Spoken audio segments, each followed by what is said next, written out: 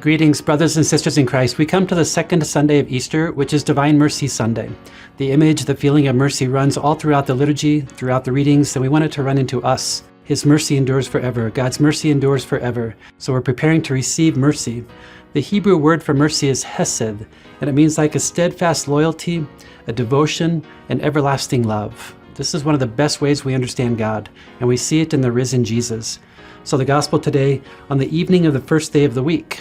So this is the day of resurrection. Earlier in the morning, they saw the empty tomb, and they're wondering what's going to happen, and now we find out. The first day of the week harkens back to the creation story in the book of Genesis. The Gospel of John loves to mirror what happened in Genesis to say, now with Jesus, creation continues and reaches its triumph, if you will. So this is a story of creation, and you and I are invited to be part of it. God is not done creating us yet. And the disciples are in a room with the doors locked. Why is the door locked? They are afraid, right? They just killed your leader, and they might come looking for you. They're terrified.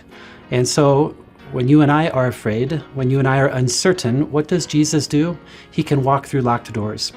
Our barriers are not barriers to him, thanks be to God. He finds us in our fear. He finds us in our need. And then when he sees the disciples, he says, "Peace be with you." And then he breathes on them. Again, the breath of God was present at the very beginning of creation. The breath of God was put into the clay that God formed us in his image and likeness and brought out life in us. And now the breath of God is going to be given to the disciples and to us to prepare us for Pentecost, if you will, to give us what we need during this time. And Jesus says, "Peace be with you." The word shalom in Hebrew means more than just a peaceful, easy feeling. It means completeness. Everything is as God intended it to be. Now with Jesus conquering death, coming to us, we find everything as God intended it to be. And then Jesus says, "As the Father has sent me, now I send you." In the Bible, no one has an encounter with God without also getting a vocation or a job to do, if you will. So the disciples encounter the risen Jesus, and now he's sending them, he's sending us to go forth. A week later, did the disciples go out and do what Jesus told them to do? They're still in the room with the doors locked. But this time Thomas is with them. Thomas wasn't there the first time. Jesus comes looking for Thomas.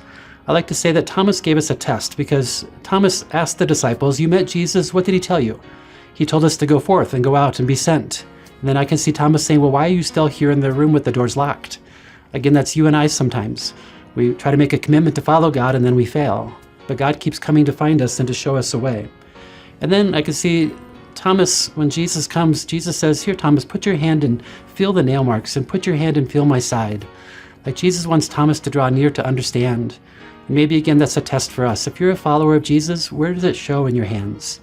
Are you a follower of Jesus? Where does it show in your body? Where does it show in the way that you live your life? So on this Divine Mercy Sunday, let the mercy of God find you in your fear. Go out and be sent this week to do what he wants you to do. Do it with confidence and humility because he is with us. Have a blessed Easter.